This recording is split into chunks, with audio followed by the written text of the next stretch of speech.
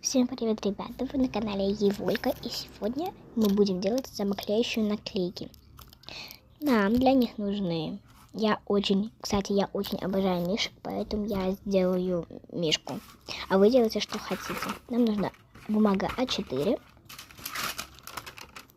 пергамент, ножницы и скотч. Вот он. И давайте начнем.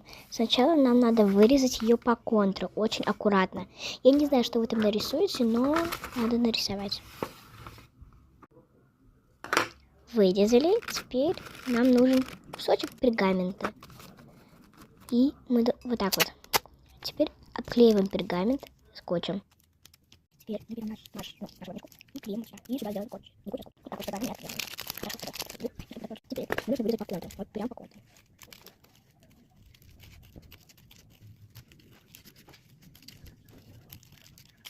И все, ваша самоклеящая наклейка готова.